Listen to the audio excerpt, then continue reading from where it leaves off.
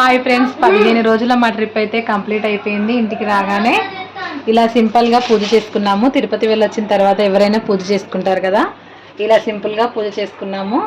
అయితే సపరేట్గా పీఠం వేసి పిండి దీపాలు వెలిగించి ప్రశాంతంగా పూజ చేసుకోవాలని అనుకున్నాను. కానీ మేము తిరుపతి నుండి వచ్చిన రోజైతే సోమవారము, శనివారం వరకు ఆగాలి అంటే మళ్ళీ ప్రసాదం పాడైపోతుంది. అందుకని ఈరోజే సోమవారం రోజే సాయంత్రం ఇల్లంతా శుద్ధి చేసేసుకొని క్లీనింగ్ చేసేసి పూజ అయితే చేసుకున్నాము. 15 రోజులు హౌస్కి లాక్ చేసి ఉండడం వల్ల మొత్తం క్లీన్ చేయాల్సి వచ్చింది. క్లీన్ చేసేసి సాయంత్రం వరకు పూజా మందిరం కూడా క్లీన్ చేసి ఆ తర్వాత పూజ అయితే చేసుకున్నాము. సింపుల్గా చేసుకున్నాము. 15 రోజులు తిరగడం వల్ల హెల్త్లు అయితే అస్సలు బాగాలేవండి. అందుకని తొందరగా పూజ కంప్లీట్ చేసుకున్నాము. 15 రోజులు ఇంటి దగ్గర లేకపోవడం వల్ల ఇల్లంతా అడవిడిగా అయిపోయిందండి. తులసి చెట్టు అయితే మొత్తం ఎండిపోయింది. మంచిగా పెరిగి ఉండే మొత్తం ఎండిపోయింది. కరివేపాకు చెట్టు అయితే అలాగే ఉంది, ఏం ఎండిపోలేదు. మనీ ప్లాంట్ కూడా కొద్దిగా వాలిపోయినట్టు అయింది. తర్వాత వెళ్ళే ముందు చాలా హడావిడిగా ఎక్కడివక్కడే వదిలేసి లాక్ చేసి వెళ్ళాం కదా. ఇంటికి వచ్చిన తర్వాత చాలా హడావిడిగా ఇల్లంతా గందరగోళంగా ఉందండి. చూడండి, వచ్చి రాగానే ముందు లగేజ్ మొత్తం సర్దేసుకున్నాను. తర్వాత ఇల్లు మొత్తం క్లీన్ చేశాను. అసలు 15 రోజులు జర్నీ చేసి ఇంటికి వచ్చిన తర్వాత లేవడానికి కూడా ఓపిక లేదు. కానీ తప్పదు, చేసుకోక తప్పదు కాబట్టి ప్రతి ఒక్క పని ఫటాఫట్ చేసుకున్నాను. ముందైతే ప్రసాదాలన్నీ తీసి కొంచెం ఓపెన్ చేసి గాలికి పెడుతున్నాను. మనం ట్రావెల్ చేసి వచ్చాము, క్లోజ్ చేసి ఉంటాయి కాబట్టి ఏమైనా పాడయ్యే ఛాన్సెస్ ఉంటాయి. లడ్డూలని ఓపెన్ చేసి ఒక ప్లేట్లో పెట్టి పక్కకైతే పెట్టాను. తర్వాత మిగిలిన సామానంతా సర్దేసుకున్నాను. ఎక్కడికైనా వెళ్తే వెళ్ళేటప్పుడు హడావిడే, వచ్చిన తర్వాత హడావిడే. సదురుకోవడం, తోమడం, కడగడం, తుడవడం చేసి చేసి చేసి చేసి అలసిపోతామండి అసలు. ముందు ఇంటి పని మొత్తం తీర్చుకున్న తర్వాత స్నానం చేసేసి పూజా మందిరం కూడా క్లీన్ చేసుకుంటున్నాను. 15 రోజుల నుండి ఇంట్లో దీపారాధన చేయలేదు కదా, అందుకని అందుకని పూజా మందిరం మొత్తం క్లీన్ చేసి ఫొటోస్ అన్నీ తుడుచుకొని గంధం కుంకుమలతో బొట్లు పెట్టుకొని ఆ తర్వాత ఇంటి ముందు కడప దగ్గర కూడా పసుపుతో అలికి ముగ్గైతే వేసుకుంటున్నానండి. తర్వాత ప్రసాదాలు, నైవేద్యాలు తయారు చేసుకున్నాను. ఎక్కువగా చేయలేదు. ముందైతే నాకు 7 రకాల ప్రసాదాలు తయారు చేసి ఇంటికి వచ్చిన తర్వాత మంచిగా పూజ చేసుకోవాలని ఉండే. కాకపోతే ఎక్కువ రోజులు జర్నీ చేయడం వల్ల హెల్త్ కొద్దిగా సహకరించలేదు. సింపుల్గా పులిహోర, దద్దోజనం, అలాగే రవ్వ కేసరి, ఈ 3 ప్రసాదాలైతే ఫటాఫట్ ఫటాఫట్ చేసేసాను. కొంచెం కొంచెం క్వాంటిటీలో చేస్తే తొందరగా అయిపోతాయని కొంచెం కొంచెం క్వాంటిటీలో చేశానండి. కంచి వెళ్ళాం కదా, కంచి నుండి కంచి కామాక్షి అమ్మవారి ఫోటో తెచ్చుకున్నాను. మళ్ళీ ఎప్పుడైనా తిరుపతి వెళ్ళినా కంచి వెళ్తామో లేదో తెలియదు కాబట్టి ఈసారి ఫోటో తెచ్చుకున్నాను. చాలా అనుకున్నానండి. అనుకున్న వాటిలో సగం పనులు కూడా కాలేదు. అరుణాచలం వెళ్ళినప్పుడు అక్కడి నుండి కూడా అరుణాచల శివుని ఫోటో తెచ్చుకోవాలనుకున్నాను, కానీ కుదరలేదు. ఎందుకో ఏమో తెలియదు కానీ అరుణాచలంలో ఎక్కువ షాపింగ్ చేయడానికి ఏమీ లేదనిపించింది.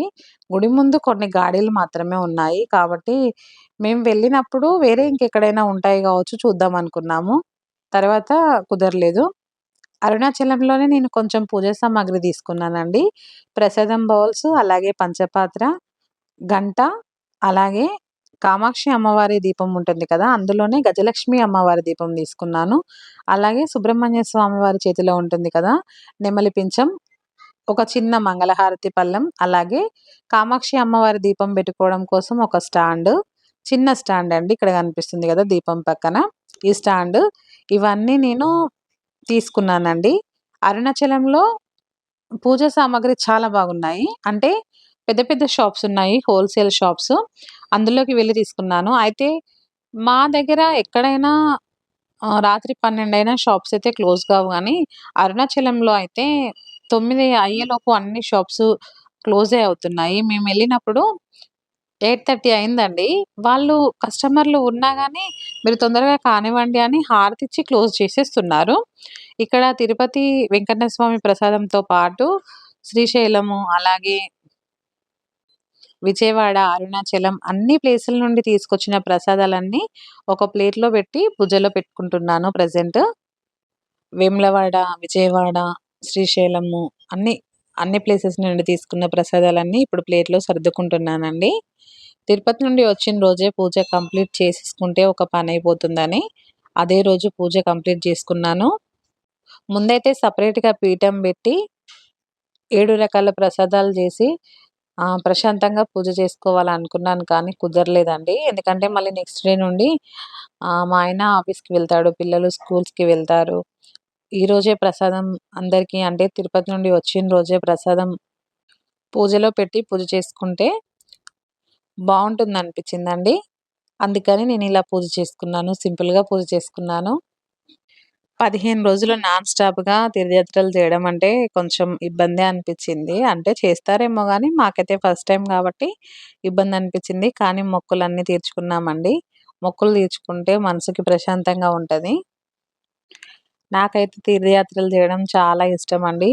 ఇప్పుడు ఒక తీర్థయాత్రకి వెళ్ళినా నెక్స్ట్ టైమ్ ఇంకెక్కడికైనా వెళ్ళాలి తీర్థయాత్రలకి అని ఆలోచిస్తూ ఉంటాను. ఇప్పుడున్న రోజుల్లో మనకున్న టెన్షన్స్‌కి, మనకున్న బాధలకి, మనకుండే ఆరోగ్య సమస్యలకి ఏం జేసినా చేయకపోయినా ప్రశాంతంగా పూజ చేసుకుంటే, అలాగే గుడికి వెళ్తేనే మనసుకు హాయిగా, నిర్మలంగా ఉంటుందండి. ప్రత్యేకంగా ఎలాంటి పూజలు, పెద్ద పెద్ద మంత్రాలతో పూజలు చేయాల్సిన పని లేదండి. మామూలుగా ఇంట్లో దీపారాధన, అలాగే గుడికి వెళ్ళొస్తే చాలండి. హాయిగా అనిపిస్తది. అంటే చాలా ప్రశాంతంగా అనిపిస్తది. భూలోక కైలాసం శ్రీశైలం, అలాగే భూలోక వైకుంఠం తిరుపతి, విజయవాడ కనకదుర్గ అమ్మవారి దర్శనం, అలాగే కంచి కామాక్షి అమ్మవారి దర్శనం, వేములవాడ రాజన్న దర్శనం, అన్నిటికంటే ఎప్పటినుంచో అనుకుంటున్న అరుణాచల శివయ్య దర్శనం ఇవన్నీ చాలా అంటే చాలా బాగా జరిగాయండి. మాకు పూజ గది సెపరేట్‌గా ఉండదండి.